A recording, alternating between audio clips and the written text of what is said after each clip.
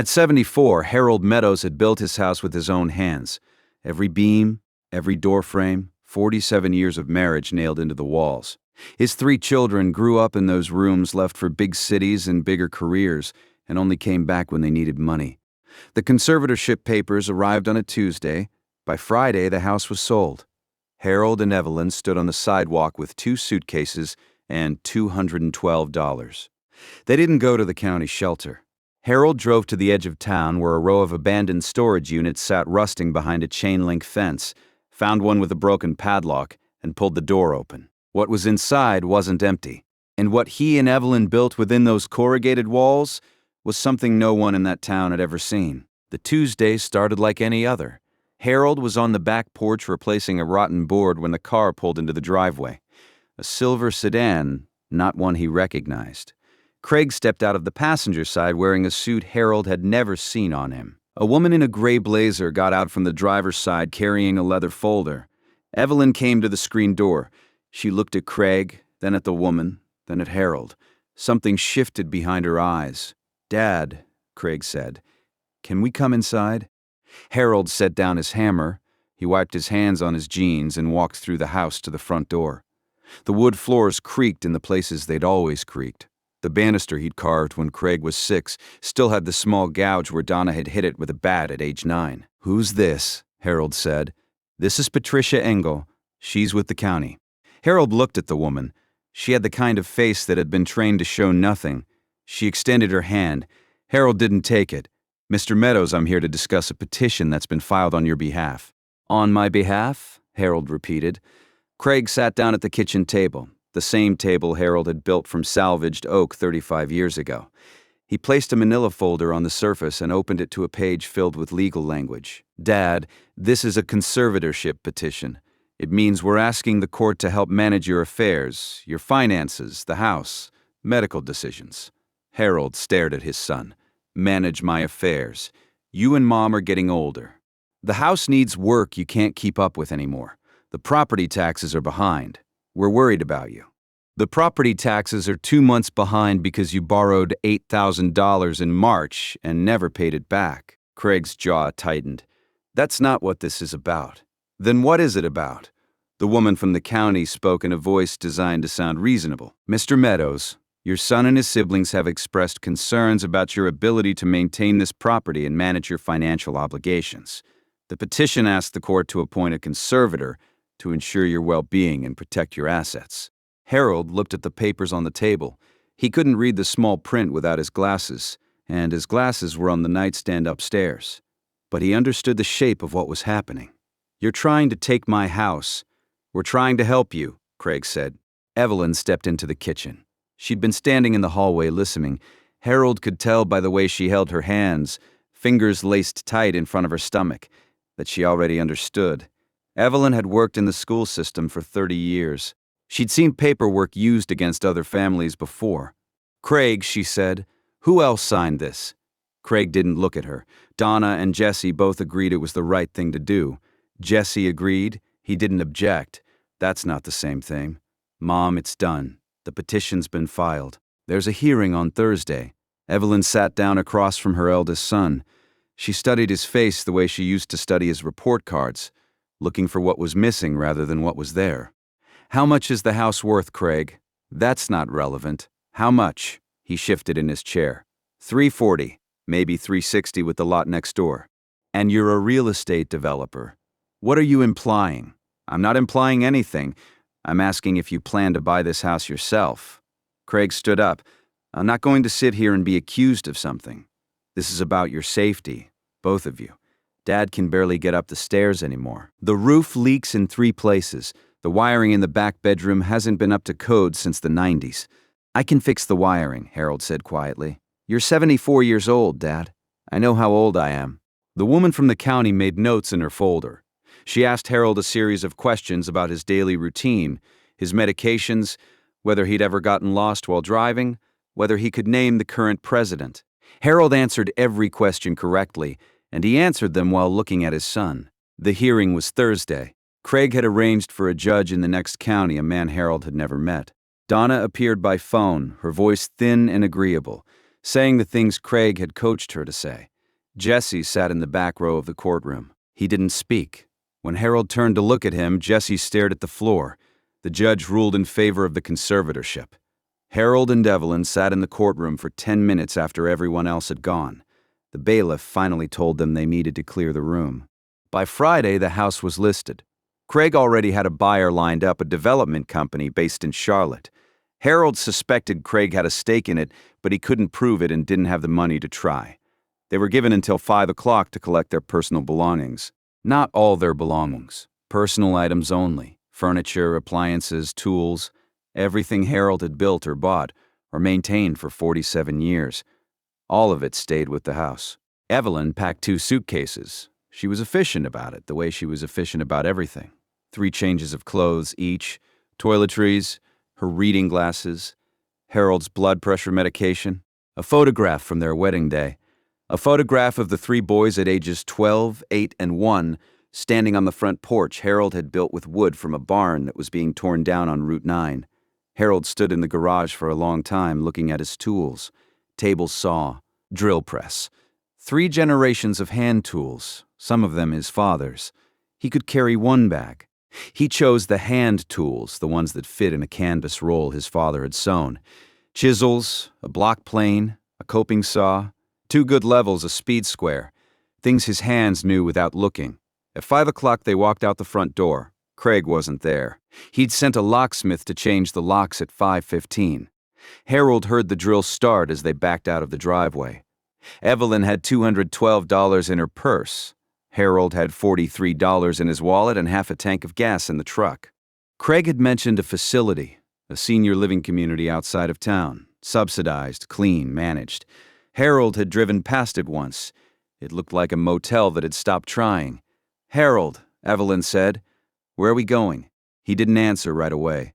He drove through town, past the hardware store where he bought lumber for 30 years, past the school where Evelyn had served lunch to other people's children, past the church where all 3 boys had been baptized. He drove past the county shelter, past the last traffic light, past the point where the sidewalks ended and the road narrowed to 2 lanes with gravel shoulders. Evelyn didn't ask again.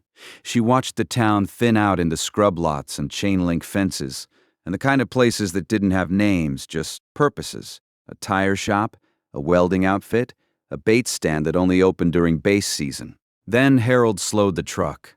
On the right side of the road, set back about 40 yards behind a sagging fence, sat a row of storage units, 12 of them. Corrugated metal, painted a green that had faded to gray years ago. The sign out front read Millbrook Mini Storage, but half the letters had fallen off. Harold pulled onto the gravel. He sat with the engine running for a full minute. "Harold, I know. What are we doing here?" He turned off the engine. "I want to look at something." The fence had a gate, but the gate was held shut with a piece of wire, not a lock. Harold unwound the wire and pushed the gate open. The hinges had rusted solid on one side, so the gate dragged across the gravel in a half circle. The units were numbered 1 through 12 along the main row, but around the corner, out of sight from the road, sat 2 more. Unit 14 had a different door than the others, heavier gauge metal with a latch instead of a roll-up. The padlock on 14 was broken, not rusted through. Cut, someone had gone at it with bolt cutters and left the pieces hanging from the hasp. Harold pulled the latch. The door swung outward on hinges that screamed with rust. The sound scattered a pair of crows from the power line above.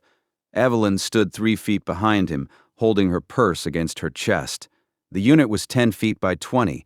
Light from the open door cut a rectangle across the concrete floor and showed what was inside. It wasn't empty. A rocking chair sat near the center of the space, solid maple, hand-finished, with a woven cane seat that had gone soft in places but hadn't broken through. Behind it, stacked against the far wall, were cardboard boxes labeled in neat handwriting. Quilts, books, kitchen, sewing. A Singer sewing machine in its original wooden cabinet stood against the left wall, draped in a bedsheet that had once been white. Mason jars filled with buttons, thread, and what looked like dried herbs lined a shelf someone had nailed into the wall studs. And photographs. Framed photographs arranged on top of the boxes, facing outward. A wedding portrait from the 1960s. A woman holding an infant on a porch. Two girls in matching Easter dresses. A man standing beside a truck with a dog at his feet. Harold stepped inside. The concrete was dry. The roof didn't leak, or hadn't in a long time. The air smelled like cedar and dust. Someone lived here, Evelyn said from the doorway. No, Harold said. He ran his hand along the shelf. The wood was rough cut but level. Whoever had built it knew what they were doing. Someone stored their whole life here and never came back for it. He sat down in the rocking chair. The cane creaked but held his weight. He rocked once, slowly, and the runners whispered against the concrete. Evelyn watched him. Then she set her purse on the floor, walked to the stack of boxes, and opened the one marked books. Inside were paperbacks, mostly romance novels and gardening guides, but underneath those were leather-bound journals. 4 of them stacked neatly, spines facing up. She picked up the top one and opened it to the last page with writing on it. The handwriting was small and careful, the kind of penmanship they use to teach in schools that don't exist anymore. The entry was dated March 14, 2017. Today my daughter told me I was no longer welcome in my own life. Those were her exact words. Not that she was worried, not that she wanted to help, that I was no longer welcome in my own life. I packed what I could carry. I sat in the rocking chair and wondered how a person becomes unwelcome in a life she built with her own 2 hands. Evelyn read the entry twice. Then she closed the journal and pressed it against her chest. Harold hadn't moved from the rocking chair. He was looking up at the corrugated ceiling, at the metal ribs running from wall to wall, at the single light fixture that hung dead from a bare wire. Her name was Margaret, Evelyn said quietly. Margaret Calloway. It's written inside the front cover. Harold rocked the chair once more. Her daughter did the same thing to her that Craig did to us. Harold said nothing, but he stopped rocking. He sat still in the chair and looked at the photographs on the boxes. The woman in the wedding portrait had dark hair and a wide, honest face. She was smiling at someone just outside the frame. We're staying here tonight, Harold said. It wasn't a question. Evelyn didn't treat it like one. She found the box labeled quilts and pulled out 3. They smelled like cedar and mothballs, which meant Margaret had packed them carefully, expecting to come back. 2 were handmade, the stitching tight and deliberate, the patterns geometric in blues and yellows. Evelyn spread one on the concrete floor and folded another into a pillow. The 3rd she laid across the rocking chair. Harold moved the truck closer to the unit and carried in their 2 suitcases. He propped the door open 6 inches for air and latched it with a piece of wire he found on the ground. From the truck's toolbox, he took a flashlight and stood it upright on the shelf, aimed at the ceiling so the light spread across the unit in a dim yellow circle. They ate crackers and peanut butter that Evelyn had packed in her suitcase. They drank water from a bottle Harold kept behind the seat of the truck. The concrete was hard even through the quilt. Evelyn lay on her side and watched the shadows shift when the flashlight battery flickered. Harold. Yeah, we're going to be all right. He was quiet for a long time. Outside, a freight train passed on the tracks a quarter-mile away. The vibration traveled through the concrete floor and into Harold's back, into his shoulders, into the base of his skull. I know, he said. Evelyn picked up Margaret's journal again. She opened it to the first page, to the very beginning. She angled the flashlight so it fell across the words. Margaret wrote about her husband who died when the girls were small, about the seamstress work she'd taken in to pay the mortgage, about the garden she kept behind the house, the tomatoes that grew so large the neighbors joked she was feeding them something illegal. Evelyn read and Harold lay on his back with his eyes closed, listening to his wife turn pages. The rocking chair sat empty beside them. Margaret's photographs watched from the tops of the boxes, and the quilts she had stitched by hand held 2 people who had arrived at the same place she had by the same road for the same reason. Evelyn turned another page. The flashlight flickered, steadied, held. Harold woke at dawn with his back locked up and his left hip numb from the concrete. He lay still for a minute, letting his body remember where it was. The corrugated ceiling, the cedar smell, Margaret's photographs facing him from the boxes. Evelyn was already sitting up. She'd folded the quilts and stacked them on the rocking chair. She had Margaret's journal open on her lap, but she wasn't reading, she was making a list on the back of a gas station receipt. Water, she said when she saw Harold's eyes open. Bathroom. Food that isn't crackers. And we need to figure out if someone owns this place. Harold sat up slowly. His knees popped. His shoulders ached. He was 74 years old and he'd just slept on a concrete floor, and for a moment the reality of what they'd done settled over him like a weight. Then he stood up. He walked to the door, pushed it open, and looked at the row of storage units in the early light. 3 of them had caved-in roofs. 1 had no door at all. The gravel lot was cracked and weedy, the fence leaning at angles that said nobody had maintained it in years. But the 2 units closest to theirs were intact, and the one directly across the row still had a working roll-up door. Harold walked to the collapsed unit at the end of the row. The roof had buckled inward, but the walls were still standing, and inside he could see lumber. 2x4s, plywood sheets, a stack of particle board that had warped but hadn't rotted. Somebody had stored building materials here and walked away from them. He went back to Unit 14 and unrolled his canvas toolkit on the floor. Chisels, block plane, coping saw, levels, speed, square. He laid them out the way his father had taught him, in order of use, each tool in its place. "I'm going to build us a floor," he said. Evelyn looked up from her list. "A floor. We can't sleep on concrete. I'll build a platform. Raised up, insulated underneath. It'll keep the cold out and give us somewhere dry. With what? There's lumber in the unit that caved in. Enough for a platform and a frame wall, maybe 2. Evelyn studied him. She'd been married to this man for 47 years. She knew the difference between Harold talking and Harold working through a problem. This was the second one. "I'll find us water," she said. She put on her shoes, picked up her purse, and walked out through the gate onto the road. The gas station was a quarter-mile back toward town. It had 2 pumps, a bathroom around the side, and a cooler with bottled water at $1.29 each. Evelyn bought 4 bottles and used the bathroom. She washed her face and hands with the pink soap from the dispenser and dried them with paper towels that smelled like nothing. On her way back, she passed a diner. Small place, concrete block painted white with a hand-lettered sign that said Ruth's. The parking lot had 3 cars in it. Through the window, Evelyn could see a counter with 6 stools and 4 booths along the wall. She didn't go in. She walked past with her plastic bag of water bottles and turned down the gravel road toward the storage units. But she noticed the woman behind the counter watching her through the glass. Harold spent the morning pulling lumber from the collapsed unit. He sorted it by size and condition, stacking the good pieces against the outside wall of Unit 14 and tossing the warped or rotten ones into a pile. The plywood was mostly salvageable. The 2x4s were rough and nail-pocked, but they were dry and they were straight. By noon, he'd framed the platform. 8 feet by 6, raised 10 inches off the concrete on cross members, with plywood on top. It wasn't pretty work. The joints were butted, not mitered, and the screws were mismatched because he'd pulled them from the scrap lumber and straightened them with a hammer. But the platform was level. He checked it twice with his good level, the one that had been his father's, and it read true both ways. He built the platform in the back half of the unit against the wall farthest from the door.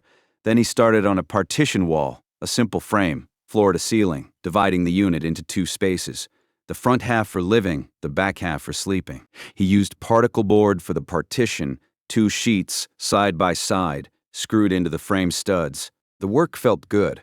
Not good in the way people talk about when they mean therapeutic or healing. Good in the way that a nail driven straight into dry wood feels good. Good in the way that a level reading true feels good. Harold's hands knew this work. They'd been doing it for 60 years, since his father first put a hammer in his palm and said, "Hold it at the end, not the middle." Evelyn came back with the water and found Harold measuring the partition opening for a curtain rod. She set the bottles on Margaret's shelf and opened the box marked kitchen. Inside, she found plates, cups, a cast-iron skillet, and a set of silverware wrapped in a dish towel. She washed 2 cups with bottled water and poured them each a drink. They sat on the platform Harold had built and ate the last of the crackers and peanut butter. "We need money," Evelyn said. "I know. We have $255 left. That's water, food, and gas for the truck for maybe 2 weeks if we're careful." "I know. Harold, what are we going to do?" He looked at his hands. They were cut up from pulling nails and rough from the raw lumber. "I'm going to go see if Dawson's Hardware is still open. That's been 30 years. Dawson had a son." Harold drove into town that afternoon. The hardware store was still there. Same building, different paint.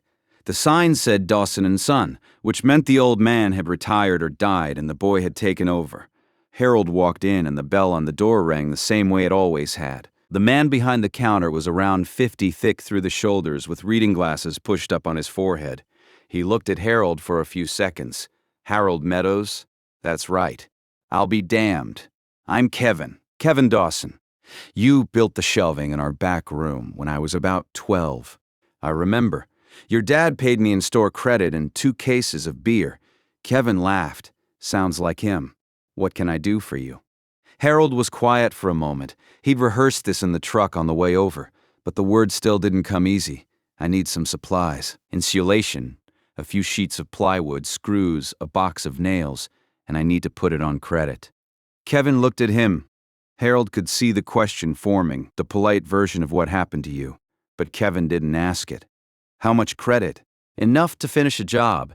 I'll work it off. You need anything built, repaired, installed, I'll do it. Kevin pulled a pad of paper from under the counter. Let me write you up an account. Same terms my dad used to give.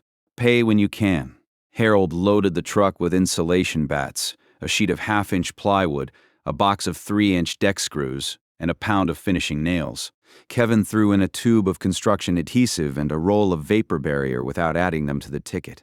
Back at the storage unit, Harold worked until dark. He insulated the partition wall and the back sleeping area, stapling vapor barrier over the bats and covering everything with the new plywood. He cut a proper doorway in the partition and hung a curtain Evelyn had made from one of Margaret's bed sheets. The difference was immediate.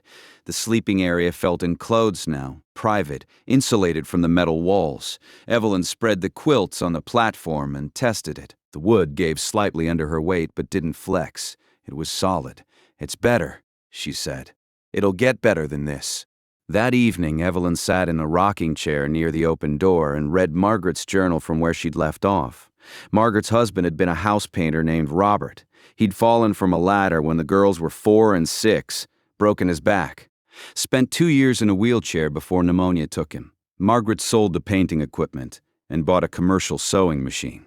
She hemmed pants for the dry cleaner, altered wedding dresses, repaired upholstery.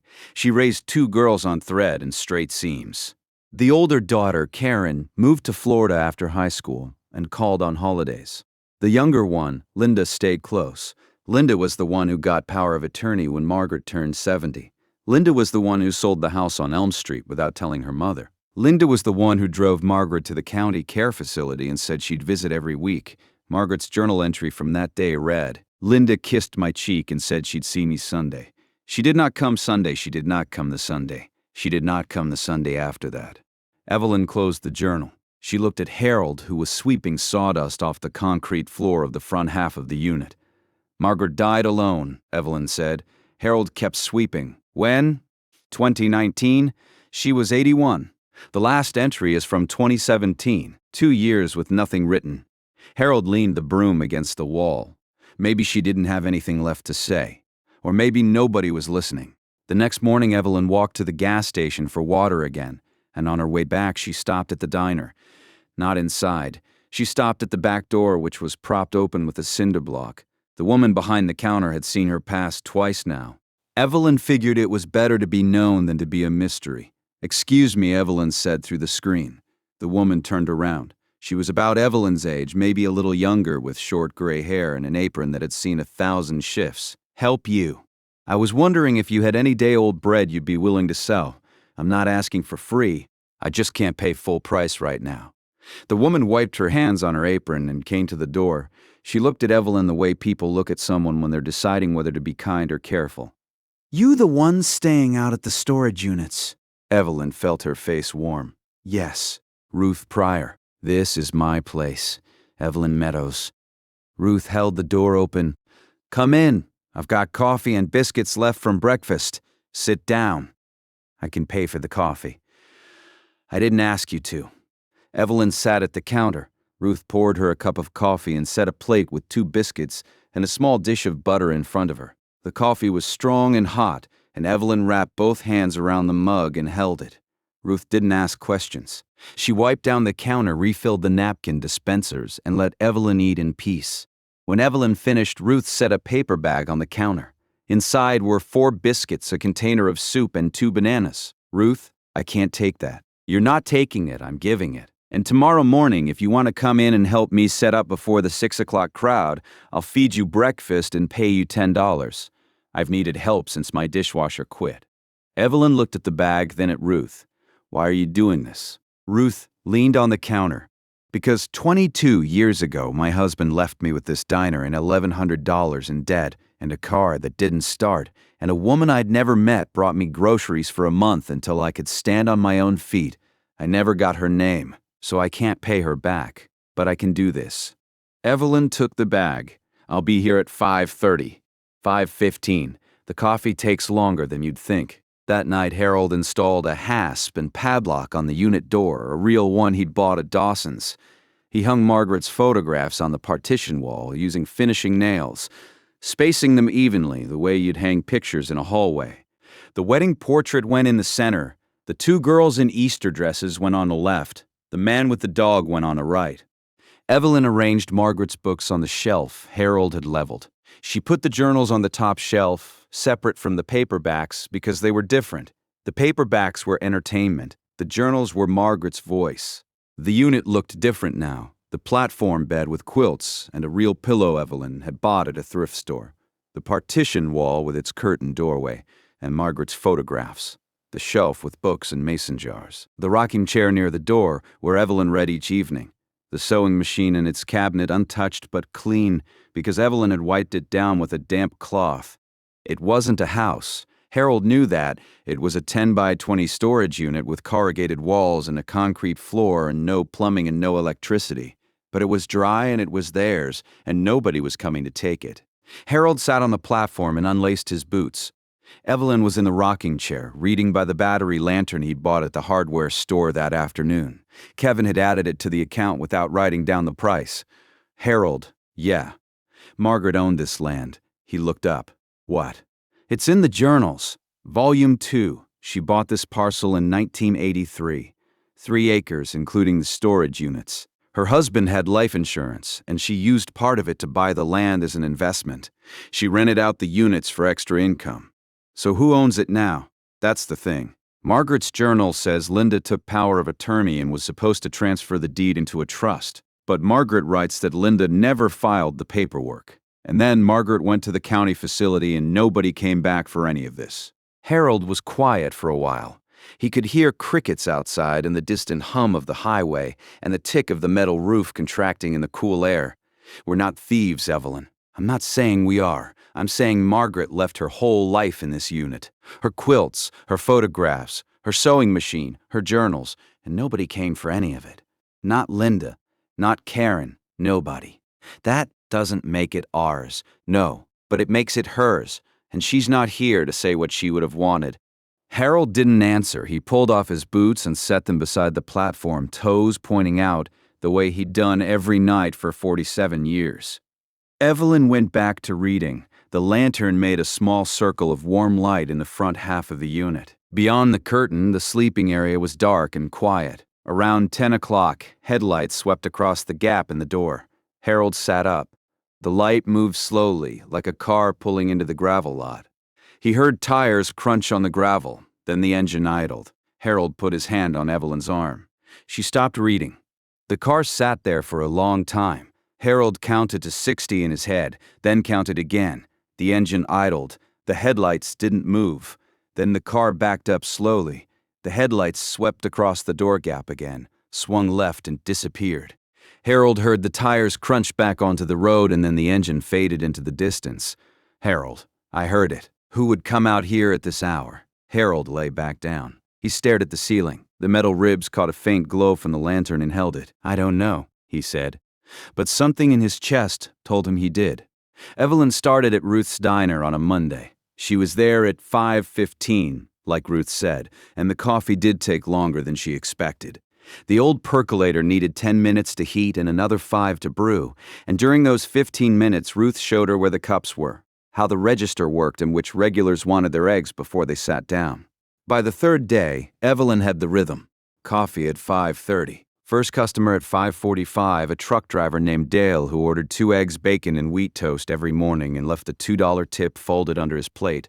Second customer at 6, the mail carrier who drank 3 cups of black coffee and read the newspaper front to back. By 7, the counter was full and Evelyn was pouring refills without being asked. Ruth paid her $10 a day plus breakfast and lunch. It wasn't much, but it was 20 meals a week that Evelyn didn't have to buy, and $70 that went straight into the jar she kept on Margaret's shelf. Harold, meanwhile, was building. He'd finished the insulation and the partition wall. Now he was working on the front half of the unit, the living space. He built a counter along one wall waist high with a shelf underneath for the cast iron skillet and Margaret's plates.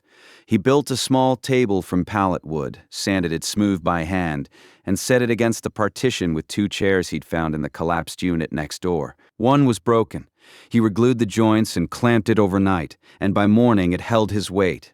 The work drew attention. The storage units sat off the main road, but people drove past. A man delivering propane to the bait stand saw Harold carrying lumber and slowed his truck. A woman walking her dog along the highway stopped at the fence and watched Harold playing a board. Neither said anything, but they looked and they remembered. After 2 weeks, a man Harold didn't recognize pulled into the lot driving a white pickup with an aluminum toolbox in the bed. He was about Harold's age, maybe a year or 2 younger, with thick forearms and a faded cap. "You Harold Meadows?" the man said. Harold set down his saw. Depends on who's asking. "Name's Jim Teague, retired from the power company. I heard from Kevin Dawson that you were out here fixing up one of these units. I'm living in one of these units." Jim looked at the work Harold had done. The new door, the insulated walls visible through the gap, the pile of sorted lumber along the fence. He nodded slowly. "I can run you a line. Excuse me, electricity. There's a feed on the pole at the road. It's still live. I can run a line from the pole to your unit. Breaker box, outlets, overhead. Take me about a day." Harold's jaw tightened. "I appreciate that, but I can't pay for it. I'm not asking you to pay for it. Then I can't accept it." Jim took off his cap and scratched the back of his head. "Harold, I know you don't remember me, but you helped my wife and me back in '94. We'd just bought a house on Palmer Road, and the porch was about to fall off the foundation. You came out on a Saturday, reframed the whole thing, and charged us cost of materials. I don't remember that." "I do. You wouldn't even take money for your time. My wife made you lunch and you ate it on the porch you just built, and you told her the biscuits were the best you ever had. She still talks about it." Harold was quiet. "It ain't charity," Jim said. "You helped me reframe my porch in '94. Call it even." Harold looked at the dead light fixture hanging from the ceiling of Unit 14. He'd been working by lantern light for 2 weeks. "All right," he said, "but I'm helping you run the wire." Jim had the line run by the next evening, 12-gauge Romex from the pole to a small breaker panel he mounted inside the door. 4 outlets, 1 overhead light, and a switch. When Harold flipped the switch for the first time, the unit filled with light, and Evelyn stood in the doorway with her hand over her mouth. She didn't say anything. She walked to the rocking chair, sat down, opened Margaret's journal, and read by electric light for the first time in 2 weeks. If you've made it this far into Harold and Evelyn's story, hit subscribe, because what happens next is the part I've been waiting to tell you. Word traveled, not through gossip, exactly, but through the kind of quiet talk that happens in small towns where everybody knows the hardware store owner and the diner cook and the retired lineman. People heard that an elderly couple was living in a storage unit at the edge of town. Some were curious, some were concerned, a few were angry, though it wasn't clear who they were angry at. A woman dropped off a camp stove at the gate with a note that said, "Use this." Harold looked at it for a long time. Then he picked it up and carried it inside. Evelyn cooked eggs on it the next morning, the first hot meal they'd had in the unit. A cooler appeared 2 days later, filled with ice and a gallon of milk and a pound of butter. No name, no note. Harold didn't like it. He sat on the platform bed and stared at the cooler and said, "I don't want people feeling sorry for us." "They're not feeling sorry for us," Evelyn said. "They're being decent. There's a difference." "What's the difference?" "Sorry is when they shake their heads and go home. Decent is when they bring you butter." Harold couldn't argue with that. He started working around town. Kevin at the hardware store mentioned to a customer that Harold Meadows was doing repair work, and the customer mentioned it to his neighbor, and inside a week Harold had 3 jobs. The first was Ruth's diner. The counter had a crack in it that ran the full length, and two of the stools wobbled so badly that customers complained. Harold replaced the counter surface with a slab of butcher block he cut from material Kevin supplied on credit. He reglued the stool bases and shimmed them level. Ruth tried to pay him. Harold said he'd take the counter materials off his hardware account instead. The second job was a leaking roof on a house 3 miles outside of town. A young woman with 2 kids and no husband. The shingles were curling off in sheets and the plywood underneath had started to rot. Harold spent 2 days up there, stripping the bad section, sistering new plywood onto the old rafters, and laying down a patch of shingles.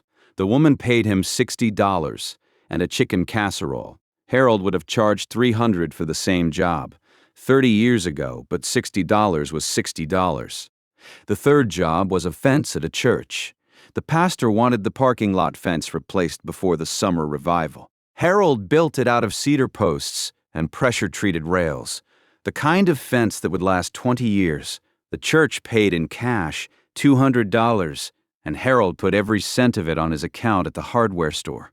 He came back to the storage unit each evening and kept building. He added a shelf above the counter for canned goods. He built a small awning outside the door using corrugated metal from one of the collapsed units, angled for rain runoff. Under the awning, he set Margaret's rocking chair and a second chair he'd built from scrap lumber and sanded until the wood was smooth enough to sit in without snagging your clothes. The front of the unit started to look like a porch. Evelyn noticed at first. "You're building a house, Harold. I'm building a porch." "You're building a house and you're starting with the porch." He didn't deny it. Evelyn and Ruth had become close in the way that women who work side by side every morning become close. Not through long conversations or shared secrets, but through the accumulation of small things. Ruth knew how Evelyn took her coffee. Evelyn knew that Ruth's back hurt worst on rainy mornings. Ruth knew that Evelyn read Margaret's journals every night. Evelyn knew that Ruth had a daughter in Georgia who called on Sundays, and a son in the army who wrote letters instead. One morning before the breakfast rush, Ruth poured 2 cups of coffee and sat down across from Evelyn at the counter. "How'd you end up out there?" Ruth asked. "If you don't mind my asking." Evelyn told her. "The conservatorship. Craig. The hearing in the wrong county. The house sold out from under them. The 2 suitcases and $212. Ruth listened without interrupting. When Evelyn finished, Ruth took a long drink of her coffee and set the cup down. "That's not legal," she said. "It happened. I'm not saying it didn't happen. I'm saying the way it happened doesn't sound right. My cousin's boy is a lawyer in town, does property work mostly, but he knows people. You want me to ask him to look at it?" Evelyn thought about it. Harold won't want to fight Craig in court.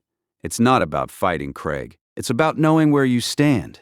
"Let me talk to Harold." She did that evening on the porch. Harold was sitting in the rocking chair which she'd given to Evelyn, but Evelyn had given back to him because he was the one whose back needed the curve of it at the end of a long day. "Ruth knows a lawyer," Evelyn said. "We don't need a lawyer. We might. The conservatorship, Harold, if it was filed wrong, it can be challenged. And then what? We get the house back? Someone else's family lives there now. It's not about the house. It's about the fact that Craig took everything we had using a process that might not have been legal. Our savings, our furniture, your tools. If the conservatorship gets voided, we get control of whatever's left." Harold rocked the chair slowly. The runners scraped against the plywood porch he'd laid down that afternoon. "And the land," Evelyn added. He stopped rocking. "What about the land? I found something in Margaret's journals today. Not just a mention of the deed. The actual deed, she'd tucked it between the pages of Volume 3, folded in thirds. Margaret Calloway, 3.2 acres, purchased August 1983. And there's no record of it ever being transferred." "Evelyn, I know what you're going to say. We're not claiming a dead woman's land." "I'm not saying we claim it. I'm saying someone should know it exists. Because right now this land has no owner on record. Margaret's daughters never filed anything. The county thinks it's abandoned property. If we don't say something, eventually a developer will buy it at a tax sale for pennies." Harold looked out at the row of storage units. He'd fixed the doors on 3 of them now, just from habit, because a door that doesn't close properly bothered him the same way a crooked picture bothered other people. "Talk to the lawyer," he said. "But I'm not stealing from a woman who ended up the same place we did. Nobody's stealing anything, Harold. The lawyer came out to the storage facility on a Thursday. He was young, mid-30s, with a briefcase that looked like it had been a graduation gift. He walked around the property, looked at the deed Evelyn had found, and took notes on a yellow legal pad. "This is interesting," he said. "The deed was never transferred out of Mrs. Calloway's name. There's no probate record, no estate filing, nothing. As far as the county is concerned, this land belongs to a woman who died 7 years ago. What does that mean for us?" Evelyn asked. "It means you're currently occupying property with no active legal owner. That's not trespassing in the traditional sense, because there's nobody to trespass against. But it also means you have no legal right to be here. So what do we do? There are a few paths. If Mrs. Calloway had no will and no heirs have come forward, the property could eventually escheat to the state. But that process takes years, and the county hasn't started it. There's also adverse possession, but that requires continuous occupation for a set number of years. You've been here, what? 3 weeks? About that, Harold said. Long way from meeting the threshold. But here's what I can do. I can file a petition to the court on your behalf, asking for temporary stewardship of the property. It's not ownership. It's more like caretaking. You maintain the property, keep it from deteriorating further, and in exchange you're allowed to remain here while the legal status is sorted out. Harold looked at Evelyn. She looked back at him. "Do it," Harold said. The lawyer also asked about the conservatorship. Evelyn showed him the papers Craig had left behind, the ones she'd packed in her suitcase, because she didn't know what else to do with them. The lawyer read them twice. Then he looked up. Who was the judge? Someone in the next county. Craig arranged it. That's the first problem. Conservatorship petitions are supposed to be filed in the county where the proposed conservatee resides. You live here. This is Burke County. The petition was filed in McDowell County. Is that enough to void it? Jurisdictional defects are serious, and there's more. The petition says both of you were evaluated by a physician. Were you? The woman from the county asked Harold some questions. That's all. That's not a physician's evaluation. The statute requires an independent medical assessment. This filing has problems. Evelyn sat very still. Can you fix it? I can file a motion to vacate. It'll take time. But yes, I think this conservatorship can be undone. That evening, Harold sat on the porch and watched the sun go down behind the tree line across the road. Evelyn brought him a cup of coffee from the camp stove. The lawyer thinks he can void the conservatorship, she said. I heard him. Harold, that means Craig didn't have the right to sell the house. It means the sale might not be valid. The house is gone, Evelyn. Another family painted the walls and hung their pictures, and their kids are sleeping in the rooms our kids slept in. I'm not taking that from them. I know, but whatever money Craig got from the sale, that's ours, and your tools, and the furniture, and whatever's left in the savings account he cleaned out. Harold drank his coffee. The porch boards were still raw, unfinished. He'd sand them this weekend and put a coat of sealant on them. Let the lawyer do what he does, Harold said. I'll keep building. 3 days later, Harold found a paper bag sitting on the porch when he came back from a job. Inside were 2 cans of soup, a loaf of bread, a bag of apples, and a jar of peanut butter. No note, no name. It was the 3rd time. Harold stood on the porch holding the bag. He looked out at the road, at the empty gravel lot, at the fence, with the gate he'd finally fixed, so it swung properly on new hinges. Evelyn came around the corner of the unit carrying a bucket of water from the spigot Jim had connected to the abandoned water line behind the units. It happened again, Harold said. I know. You know who it is. Evelyn set the bucket down. She dried her hands on her jeans. She looked at Harold for a long moment. I have an idea, she said. Tell me. Not yet. When I'm sure. Harold looked at the bag of groceries. Whoever was leaving them knew what they ate, knew they liked apples, knew the peanut butter brand Evelyn had bought for 40 years. He carried the bag inside and put the food on the shelf Harold had built above the counter. The shelf was level. The cans were straight. The apples sat in a bowl that had belonged to Margaret Calloway, a blue ceramic bowl with a chip on the rim. Outside, the evening settled over the storage units. The overhead light buzzed softly. The rocking chair creaked on the porch where Evelyn sat with Margaret's 3rd journal, reading about a woman who had built a life from thread and straight seams and the quiet refusal to disappear. Evelyn told Harold on a Sunday morning while they sat on the porch drinking coffee from Margaret's cups. She said it simply, the way she said most things that mattered. "It's Jesse." Harold set his cup down on the arm of the rocking chair. He didn't ask what she meant. He knew. "I saw his car last Tuesday night. He parked on the road, not in the lot. Sat there for 15 minutes. I watched him get out, set the bag by the gate, get back in, and drive away." Harold's face didn't change, but his hand on the armrest tightened until his knuckles went pale. He could have said no to Craig, Harold said. He sat in that courtroom and he didn't say one word. "I know. He's the youngest. He lives 40 minutes from here." He knew what Craig was doing and he let it happen. "I know that too. So he leaves groceries. That's supposed to fix it." Evelyn drank her coffee. "I don't think he's trying to fix anything, Harold. I think he just doesn't know what else to do." Harold picked up his cup again. He drank the rest of it in one swallow and stood up. "I've got a job at the church. The pastor wants shelving in the fellowship hall." He walked to the truck, climbed in, and drove away without looking back. Evelyn sat on the porch for a while longer. She opened Margaret's journal to the entry she'd been thinking about all night. It was from 2015, 2 years before the last entry. Margaret had written about her daughter, Karen, the one who moved to Florida. "Karen called today. First time in 2 years. She said she didn't know what Linda had done. She said she was sorry.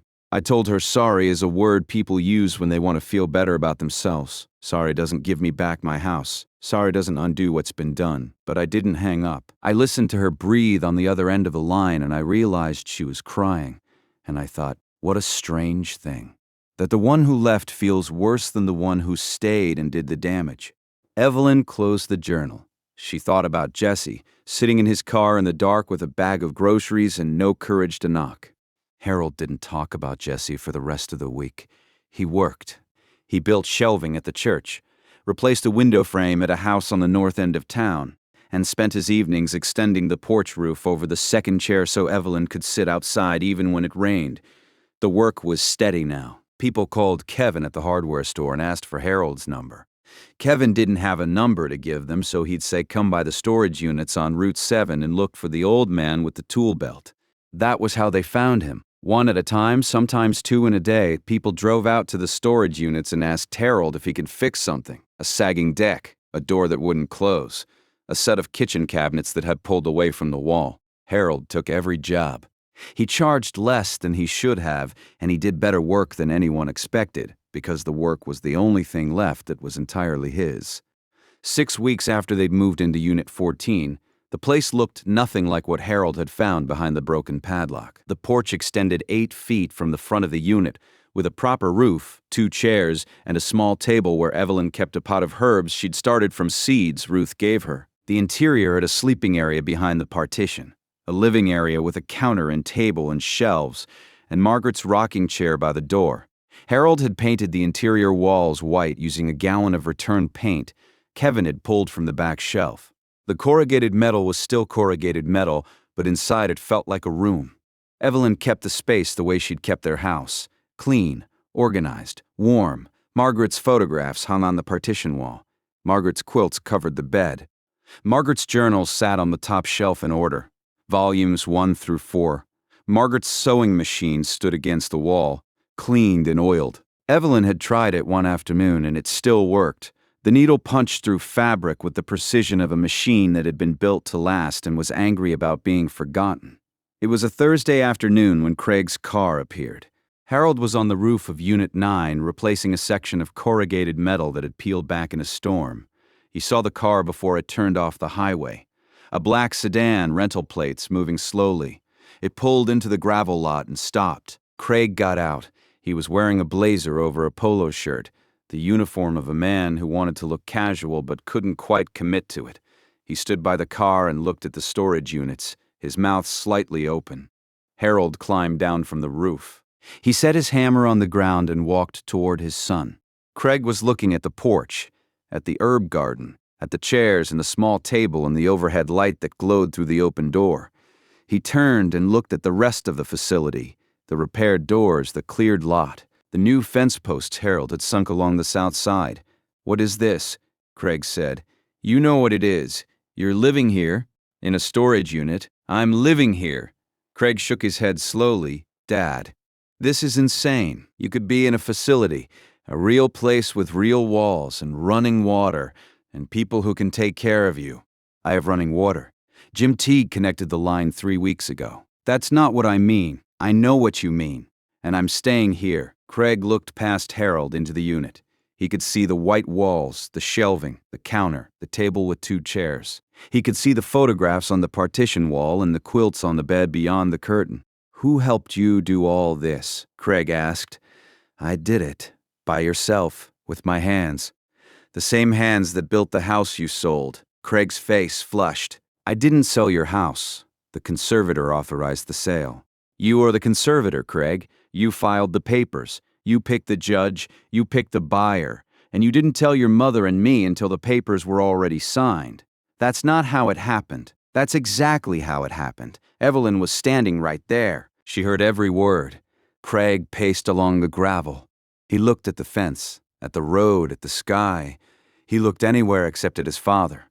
I came to finalize the sale of Grandpa's lot on Miller Road, Craig said. The estate attorney says the conservatorship gives me authority to liquidate remaining assets. Harold went very still. Your grandfather's lot. It's sitting there doing nothing.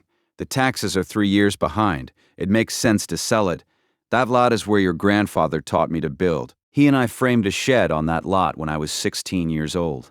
It's the reason I know how to do any of this. Harold gestured at the storage units around them. That's sentimental, Dad.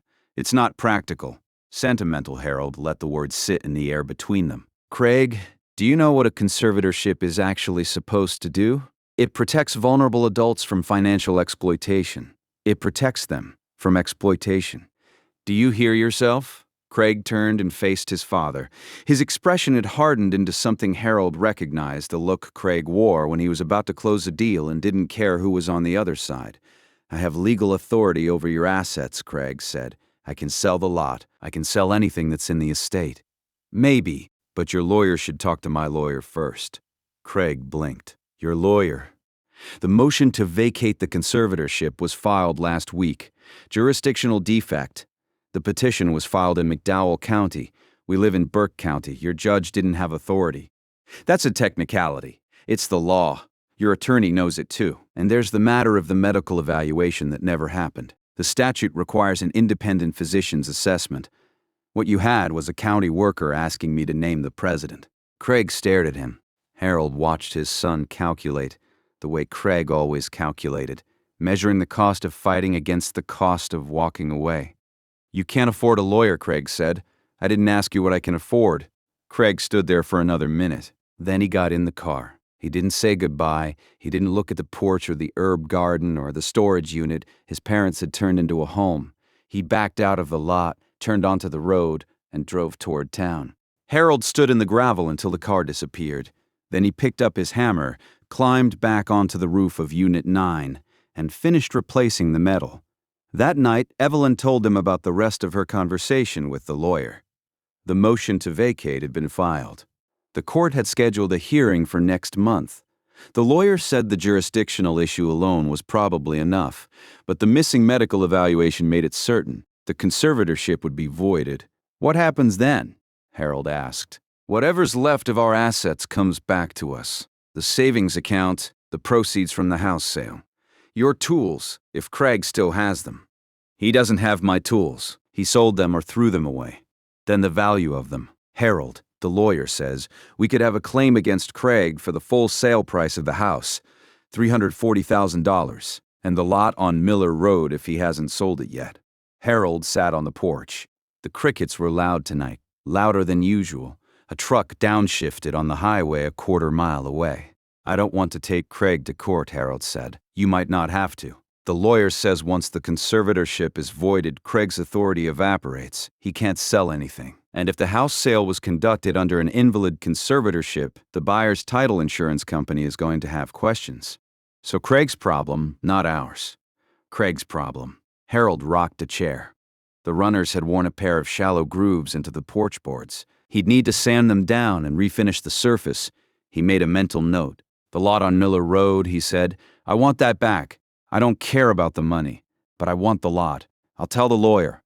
They sat together for a while. The overhead light from inside the unit cast a rectangle of warm light across the porch. Evelyn had her journal, but she didn't open it. She just sat. A car turned off the highway. It came down the gravel road slowly, headlights sweeping across the fence. It pulled into the lot and stopped. This time the engine turned off. Harold watched the driver's door open. A man got out, carrying a bag in one hand and a bundle of lumber in the other. He walked toward the unit. When he reached the edge of the porch light, Harold could see his face. Jesse set the groceries on the porch. He leaned the lumber against the wall. Then he stood there, hands at his sides, looking at his father. "I should have said something," Jesse said. Harold didn't stand up. He didn't invite Jesse inside. He looked at his youngest son and let the silence hold. "You should have," Harold said. Jesse's chin dropped. He stared at the porch boards. "I know. I knew it then and I know it now. Craig said it was the right thing and I wanted to believe him because it was easier than fighting. And I've regretted it every single day since. It doesn't cost anything. I know that too." The silence stretched out. Evelyn sat very still in her chair. She didn't speak. This was between Harold and his son. "I'm not ready to forgive you," Harold said. "I might not ever be. But you brought lumber, and I've got a job tomorrow that needs an extra pair of hands." Jesse looked up. His eyes were wet, but he didn't wipe them. "What time?" 7. Jesse nodded. He turned and walked back to his car. He got in, started the engine, and pulled out of the lot, but he didn't drive fast. He drove the way a person drives when they know exactly where they need to be in the morning. Harold sat on the porch after Jesse left. Evelyn reached over and put her hand on his forearm. He didn't pull away. The lumber Jesse had brought was good lumber. Clean pine, straight-grained, recently milled. Harold could tell by the color and the smell. He'd look at it in the morning, decide what to build with it. Evelyn opened Margaret's journal. She didn't read long, just a few pages. Then she closed it and looked at the corrugated walls of the unit they'd turned into something that resembled a home. Neither of them spoke for a long time. The crickets filled the silence for them. Jesse came at 7. He didn't knock. He just stood by the truck with his hands in his pockets until Harold came out and handed him a tape measure. They drove to a house on the west side of town where a woman needed her back steps rebuilt. The wood had rotted through, and her 3-year-old had nearly fallen through the bottom step that morning. Harold parked the truck, laid out his tools, and started pulling the old stairs apart. Jesse worked beside him without being told what to do. He held boards while Harold cut. He drove screws when Harold pointed. He carried scrap to the truck without being asked. They didn't talk about the conservatorship. They didn't talk about Craig. They talked about wood grain and joint angles and whether pressure-treated lumber held stain as well as cedar. When the steps were finished, the woman came out and tested them. She bounced on the bottom step and smiled. She paid Harold $80 and offered Jesse a glass of lemonade. On the drive back to the storage units, Jesse was quiet for a while. Then he said, "You taught me how to use a level when I was 9. Harold didn't look at him. "You were 8, and you held it wrong, 3 times before you got it."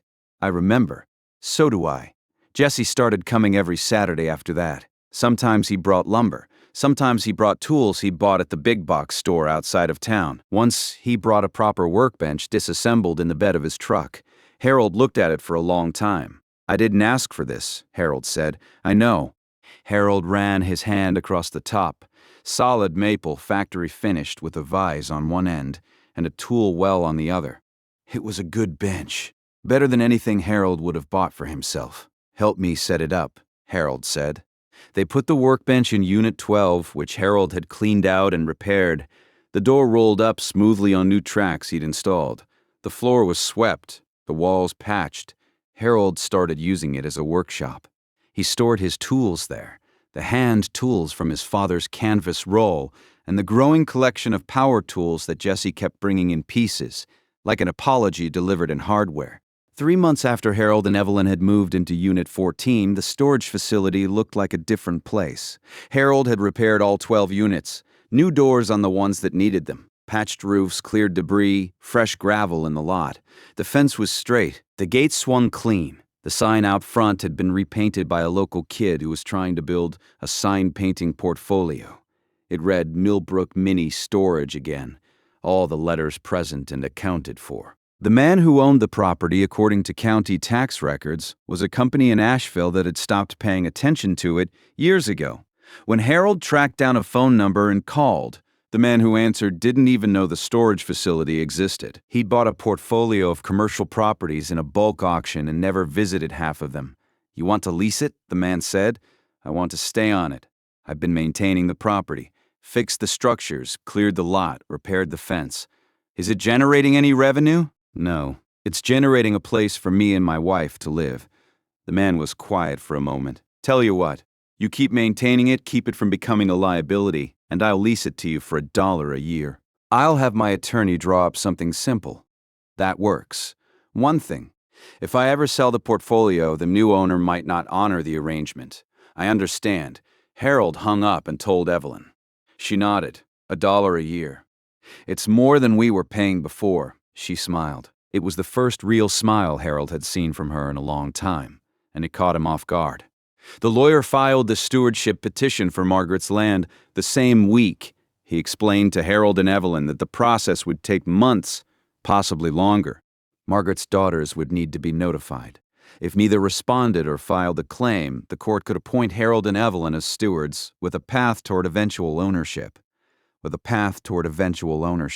there's no guarantee, the lawyer said. If Karen or Linda show up and claim the property, it's theirs.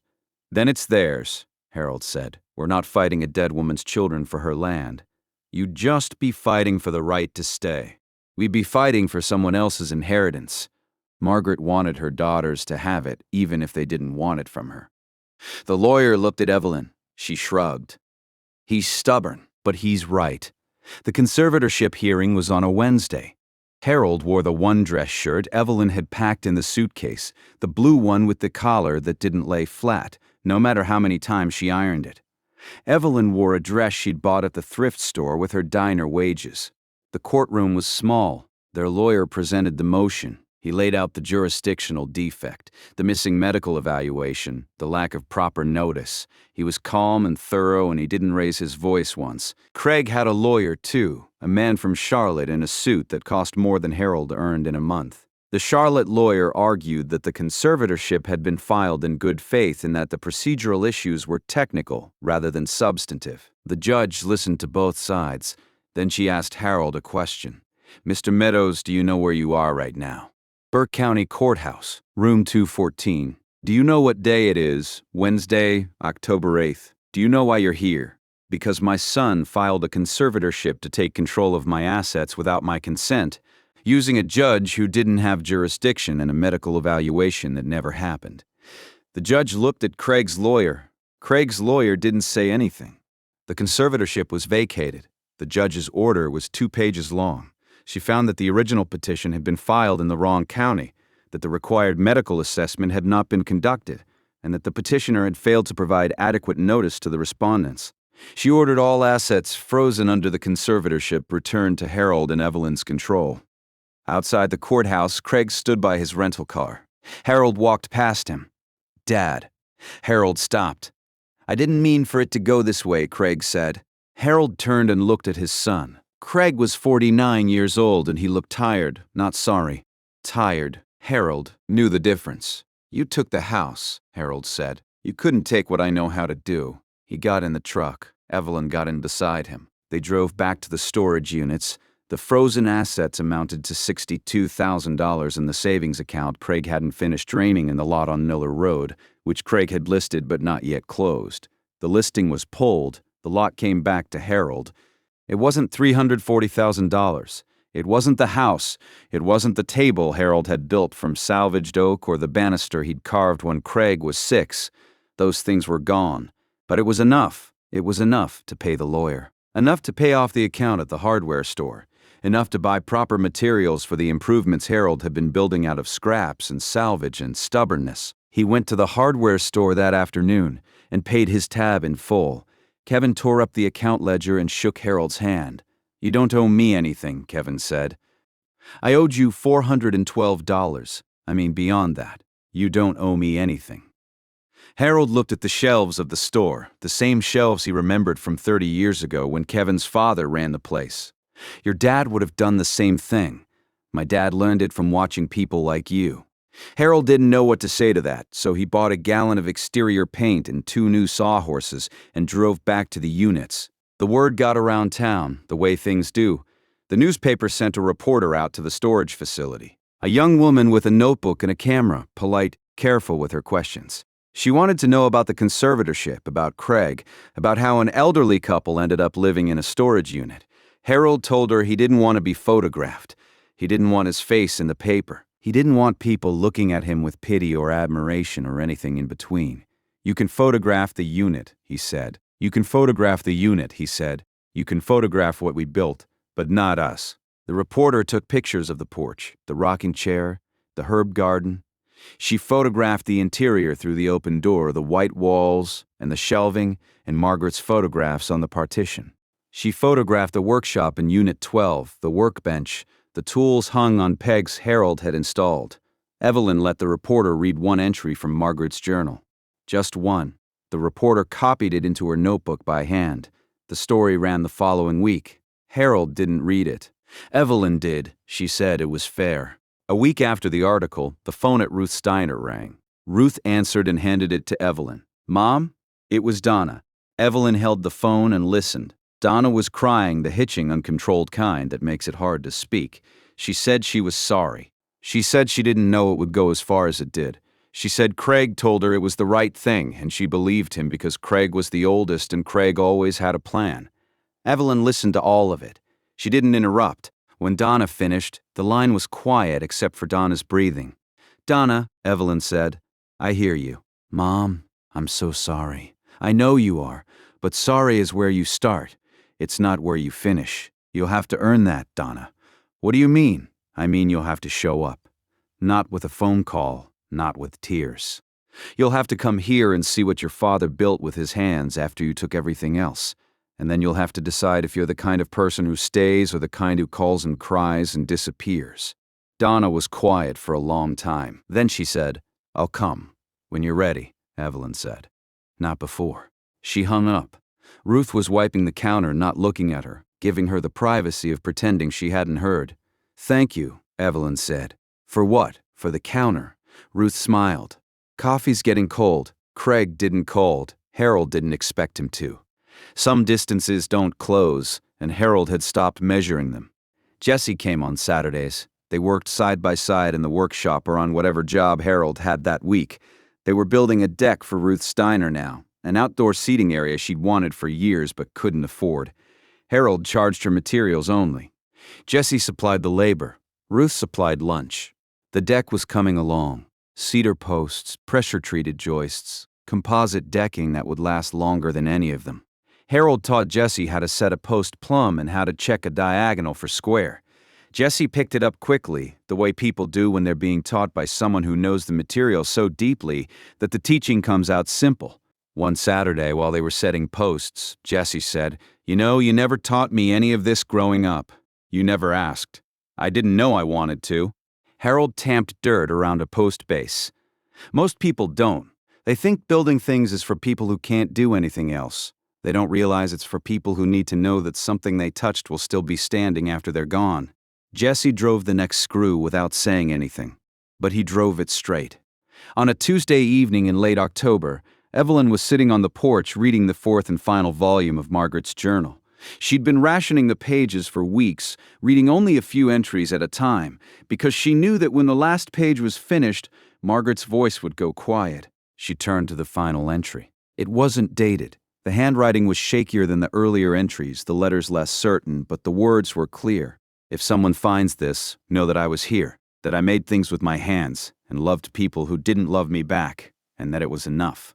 Not because I didn't deserve more, I did, but because the making and the loving were mine, and nobody could take those from me. Not Linda, not the county, not time. They were mine until the end, and I am leaving them here for whoever comes next." Evelyn read it twice. Then she closed the journal and held it in her lap. Harold came around the corner of the unit. He'd been sanding the porch boards, finally getting to the refinishing he'd been putting off. He had sawdust on his jeans and in his hair and across the back of his hands. "Last entry?" he asked. "Last entry." He sat down in the other chair, the one he'd built from scrap and sanded smooth. It wasn't Margaret's rocking chair, but it was his. He'd made it with the tools his father had given him in a place a stranger had left behind, surrounded by a town that had chosen to notice them. "What did she say?" Harold asked. Evelyn looked at the journal in her lap. She ran her thumb across the leather cover, across the initials MC that were stamped in gold on the front. She said she was here, Evelyn said, and that what she made with her hands was enough. Harold looked at the storage unit, at the porch he'd built, the awning, the herb garden, the painted walls visible through the open door, at the workshop in Unit 12 with the tools on pegs and the workbench Jessie had brought, at the diner across the road where Ruth was closing up for the night, the new deck half finished along the side. He looked at Evelyn, 47 years, 2 suitcases, $212. And this. She was right, Harold said. Evelyn reached over and took his hand. They sat on the porch of a 10 by 20 storage unit at the edge of a town that had almost forgotten them. And they watched the light fade behind the tree line, and they didn't need to say anything else. The porch boards were solid under their feet. The door was open, and the light inside was on.